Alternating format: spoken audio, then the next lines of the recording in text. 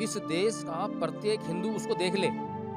वो मुसलमानों को ये फ़िल्म दिखाना नहीं चाहते, किसी और को दिखाना चाहते। वो चाहते हैं कि इस देश का प्रत्येक हिंदू जो है इस फ़िल्म को ज़रूर देख ले, ताकि उसके दिल में एक बदले की भावना को जागृत किया जा सके। ताकि उसको ये समझाया जा सके कि मुसलमान जो है हिंदुओं का कट्टर दुश्मन है। और इस देश में जो अगर उनमें दम है, अगर वो वास्तव में सच्चे और ईमानदार हैं, तो इस देश को गीता के आधार पर चलाकर दिखाएँ।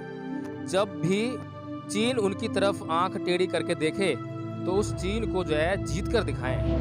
जब भी पाकिस्तान उनकी तरफ आँख टेढ़ी करके कोई बात कहे, तो पाकिस्तान को जीत कर ही दिखाएँ।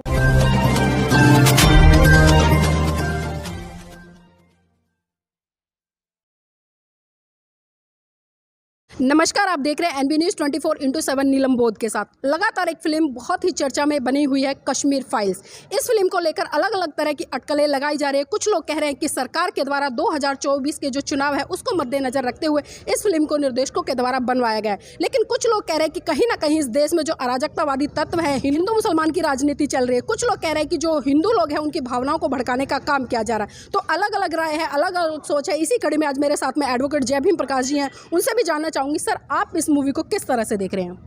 देखिए नीलम जी, बुद्ध ने एक बात कही थी धम्मपद में, जो आज भी हम लोग पढ़ते हैं, धम्म को समझने का प्रयास करते हैं। वो धम्म नहीं जो ये लोग फैलाने का काम कर रहे हैं, इसे सांप्रदायिकता कहते हैं, जिसमें किसी टोपी, किसी पहनावे या मंदिर मस्जिद की बात होती है, वो सांप्रदायिकता है।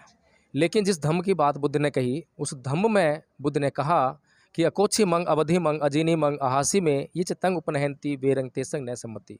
यानी कि उसने मुझे डांटा, उसने मुझे मारा, उसने मुझे जीत लिया, उसने मेरा सब कुछ छीन लिया। जो इस प्रकार की बातों को अपने मन में बनाए रखते हैं, उनका वैर कभी शांत नहीं होता। अब ये जो घटना है कश्मीर की, ये घटना जो है ये 1990 के आसपास की है।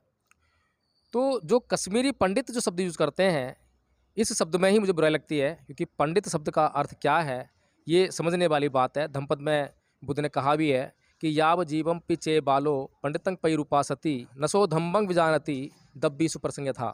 यानी कि जो मूर्ख होते हैं वो पंडितों की संगति में चाहे कितना भी रह लें, लेकिन वो धम्म को, धर्म को या ज्ञान को बिल्कुल भी नहीं जान सकते हैं। जिस प्रकार से कि जो कलछी होती है वो दाल में पड़े रहकर भी दाल के स्वाद को नहीं जान पाती है। तो ये जो पंडित शब्द जो यूज़ कर रहे हैं कि कश्मीरी पंडित, कश्मीरी पंडित, अभी कश्मीरी पंडित, पंडित क्या है? पंडित जिसके पास ज्ञान है। लेकिन जो जिस जाति में पैदा हो गया वो उस जाति का हो गया, उसे ब्राह्मण कह दिया, उसे पंडित कह दिया। पंडित का मतलब जो है आप समझिए कि ये जो कश्मीरी पंडित हैं, कश्मीरी पंडित कहना इनके लिए उचित नहीं है। और 1990 से घटना ये चल रही है, 30 साल के लगभग हो गए हैं इसको।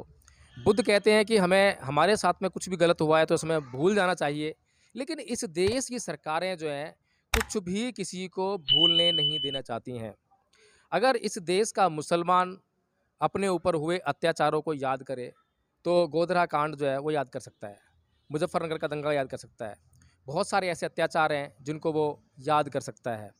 लेकिन जहाँ तक मैं समझता हूँ कि ये जो सरकार है, ये सरकार धर्म पर चलने वाली सरकार नहीं है, बल्कि अधर्म पर चलकर इस देश में येन केन प्रकारेण साम दाम दंड भेद का इस्तेमाल करके वो सिर्फ़ और सिर्फ सत्ता हासिल करना चाहती है। 2024 के चुनाव अब आने वाले हैं, उनको कुछ ना कुछ एजेंडा चाहिए। इस देश का युवा जो है बिल्कुल गुमराह है, पढ़ाई लिखाई वह करना नहीं चाहता है, उसका पढ़ने में कोई दिलचस्पी नहीं है। और जो पढ़ रहा है या पढ़ाया जा रहा है उसको भगत सिंह तो पढ़ाया जाता है, लेकिन भगत सिंह के बारे में क्या पढ़ाया जाता है, मैं नास्तिक क्यों हूँ ये नहीं पढ़ाया जाता है।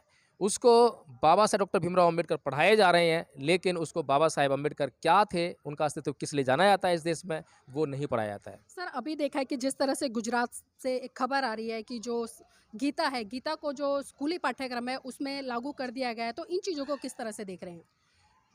देखिए नीलम जी, ये जो नरेंद्र मोदी जी हैं, आरएसएस है, इस देश का हिंदू है, इस देश का जो हिंदू नहीं कहते, अपने आप को सनातन धर्मी कहते हैं, वे लोग हैं। वेदों में विश्वास करने वाले लोग हैं, गीता में विश्वास करने वाले लोग हैं, रामायण में विश्वास करने वाले लोग हैं। इन लोगों से मैं एक बात पूछना चाहता हूँ कि क्या वे गीता के आधार पर इस देश को चला सकते हैं? अगर उनमें दम है, अगर वो वास्तव में सच्चे और ईमानदार हैं, तो इस देश को गीता के आधार पर चला कर दिखाएं। जब भी चीन उनकी तरफ आंख टेढ़ी करके देखे, तो उस चीन को जो है जीत कर दिखाएं। जब भी पाकिस्तान उनकी तरफ आंख टेढ़ी करके कोई बात कहे तो पाकिस्तान को जीत कर ही दिखाएं। ये तो गीता का संदेश है। गीता यही कहती है ना कि धर्म को स्थापित करने के लिए, धर्म को बचाने के लिए, धर्म की रक्षा करने के लिए किसी को मारना हो तो मार दो। मतलब येन केन प्रकार है, कुछ भी करो लेकिन धर्म की रक्षा होनी चाहिए। करो धर्म की रक्षा, करो देश की रक्षा। लेकिन बुद्ध ये नहीं कहते। बुद्ध कहते हैं कि ना ही वेरेन वेरानी समंती कुदाचनंग अवेरेन चै समंती ऐस धम्मो सनतरो। यानी कि वैर से कभी वैर शांत नहीं होता, अवैर से ही वैर शांत होता है। अब जब चीन ने भारत की भूमि को हड़पने का प्रयास किया या बॉर्डर लाइन को क्रॉस करने का जब चेष्टा की, तब मोदी जी ने क्या किया? क्या वहाँ पर मिसाइलें तैनात कर दी?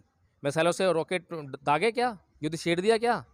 जब तो वो गीता का उपदेश अपने जीवन में लागू नहीं करते हैं, जब तो इस देश के लिए कोई उनको गीता याद नहीं आती है, जब तो उनको बुद्ध का धम्मपद याद आता है, बुद्ध की बातें याद आती हैं कि वैर से वैर शांत नहीं होगा, अगर हम उससे लड़ेंगे तो वो और लड़ेंगे, लड़ाई भड़केगी और उस लड़ाई भड़कने में जो है हमारा भी नुकसान होगा, उनका नुकसान होगा। ये संदेश बुद्ध का है, गीता का नहीं है।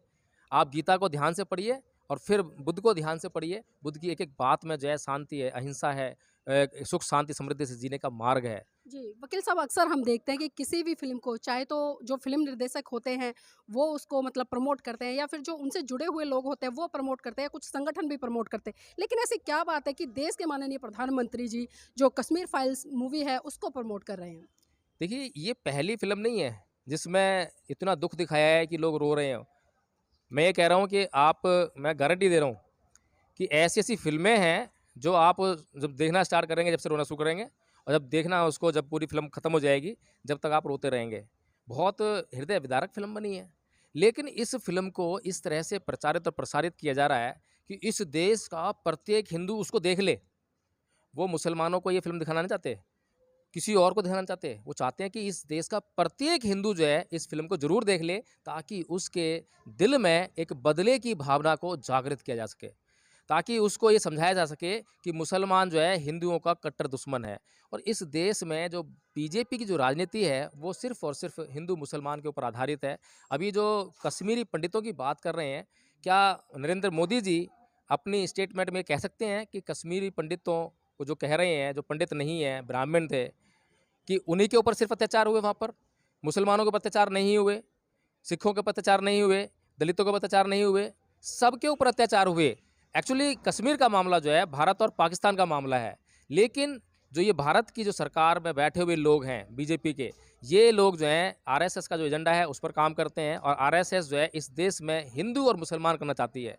वो किसी भी मुद्दे को जो है सिर्फ़ और सिर्फ यही दिखाने की कोशिश करती है कि ये हिंदू और मुसलमान का मुद्दा है और हिंदू धर्म खतरे में है, हिंदू खतरे में है और मुसलमान जो है इसी तरीके से जो है हिंदुओं को जो है नष्ट करने पर तुले हुए हैं। वकील साहब, जिस तरह से देखा, क्योंकि देखो जो कश्मीर में कश्मीरी पंडित रहते हैं, उन वो तो बहुत बड़े स्तर पर इस फिल्म का विरोध कर रहे हैं, क्योंकि वो लगातार यही कह रहे हैं कि जो सत्य घटना है उसको इस फिल्म में नहीं दिखाया गया है, क्योंकि अत्याचार होने वाले लोगों में हिंदू भी थे, मुस्लिम भी थे, सिख भी थे। लेकिन क्या बात रही कि निर्देशक सिर्फ हिंदू लोगों को ही दिखा रहा है? देखिए, अगर ये फ़िल्म जो है एक भावना के तहत बनाई गई होती और देशभक्ति की भावना से ओतप्रोत होती, तो निसंदेह इसमें जो है सभी तथ्यों को मालूम किया था और इसकी शामिल किया था और इसको जो है बिल्कुल सच्चाई से दिखाया था और जितने भी वर्ग जिन पर अत्याचार हुआ उन सब की सच्ची कहानी इसमें दिखाई जाती।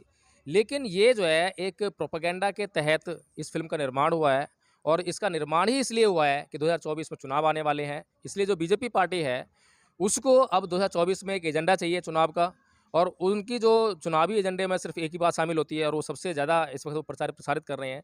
और आरएसएस घर घर में जाकर सिर्फ एक ही जहर फैला रही है कि हिंदू धर्म खतरे में है, हिंदू धर्म खतरे में है। हर एक व्यक्ति के दिमाग में इस बात को बिठा दिया गया है। और नीलम जी, जो जैसे कि अभी शुद्रा द राइजिंग फिल्म थी जो, वो यूट्यूब से आपको गायब दिखाई दी, अब यूट्यूब में दिखाई नहीं देगी। वो क्यों गायब हो गई?